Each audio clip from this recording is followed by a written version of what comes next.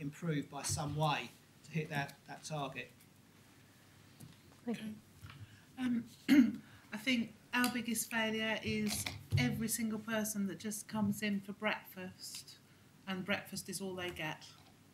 And I think that we see 3,500 people every year, similar number to the passage, and it is hugely difficult to get everybody and find out, you know, exactly what they need and how to do it. But that's the failure for us, and that's what we are trying to avoid. But it's that. I just wanted to say around resources that the sort of stuff we've been talking about tonight, you know, meaningful occupation, self-esteem, all those things, they are so hard to measure, and the funding regimes just aren't there. And I think it goes along with mental health in general, but well-being, those things, it's difficult to get money for this stuff, and so on. And I think was just something to add about, the gentleman talked over there and I haven't had a chance to say, but he said, you know, you have a relationship, you get out, you buy a house and off you go, you've made it. And if you don't fit that model, then you're a failure. And I think there's something about the need for social housing, there's something about being valued even if you're not a model citizen, you know, even if you make mistakes, even if things go wrong, even if you never have a high-flying career, but being valued and there being a place and being included. So it's just something about the expectations. And I've just made a notice of, it's about that aspiration you have as a first-time mother about being perfect, and actually all you have to be is good enough. Thank you. Thank you. Biggest failure, I'd say two failures actually. The first one that came into my head was not leading by example enough in terms of employing clients. We've taken some steps in the right direction, but we need to go a lot further on that. I think it's easy to talk a good game, and you've got to be seen to actually be delivering a good game. The other stuff is our buildings. We need better one, and that this isn't a link to resources. But again, we've got plans for that, and we're putting that right. Answer in terms of resources is a yes. Need more resources, but it's not about money. I think John, right at the start, made, I don't know whether the stat is, I couldn't tell you whether it's accurate or not, but you're pretty much there in terms of a huge amount of money being poured into homelessness, particularly by the current government. And it's not just about money. You know, we can be so creative in terms of the way that we can do things. Some of the stuff we talked about in terms of community. So we need more resources, but not necessarily money. The question was also about sort of communication, I think. And I think communication is our resource. Actually, there are lots and lots of answers out there and examples that are inspiring, both from people running services, working at the front line, but most particularly from the people who've changed their lives.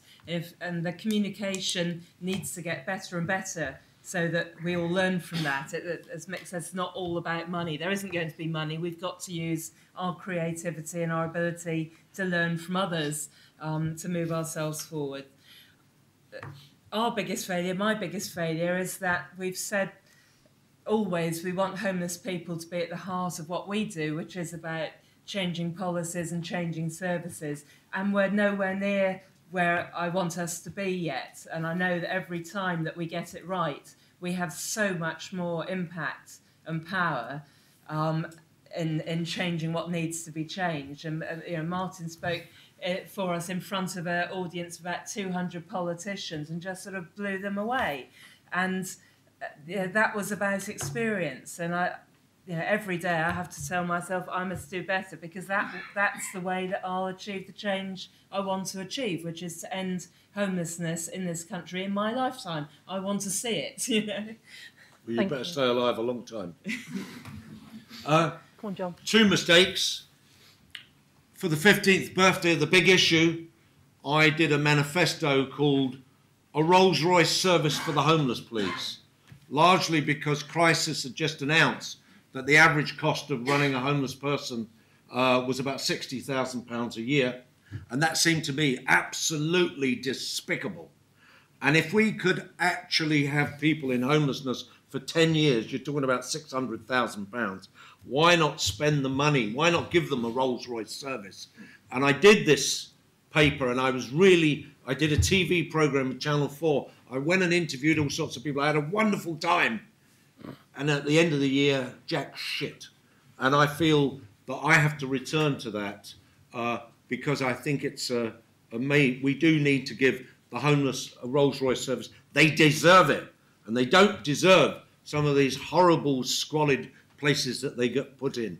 And I really think we need to change that. The other thing is that I think I have not done a good job. I'm a bit of an acerbic mother, whatever you call me. I'm not very good at working with other people in the homeless sector. When I started, they all hated me.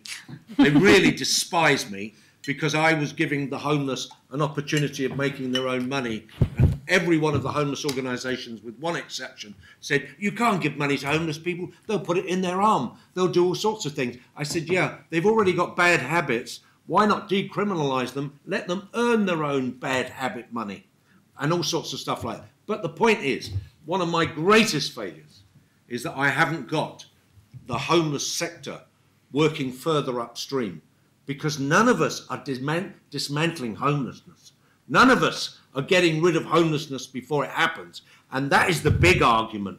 Let's get up there. Let's get there and stop homelessness from happening, because all we are glorified ambulance chasers. And we put out fires.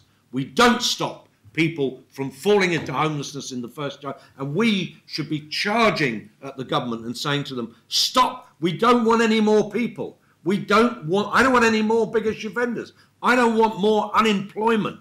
This government and the next government is going to have a mass of unemployed people, and they're coming our way. I don't want them. And all these things need to be done because we prevent homelessness, and we don't work further upstream. We are down there in the emergency sector, and that is a crying shame. It's a philosophical, cultural and intellectual crisis, as well as a practical one.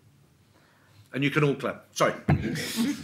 Well, I will ask everyone to clap our panellists. I thank them very much for this evening. So thank you very much for your time.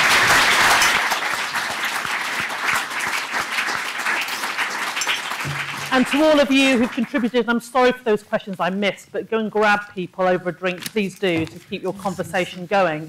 What's most important, and I don't believe it is possible, but let's not have a state of acceptance. I was very passionate when I heard that earlier. So I think with these people in this room, we can stop there being a state of acceptance. So carry on the good work, and thank you for this evening. Thank you.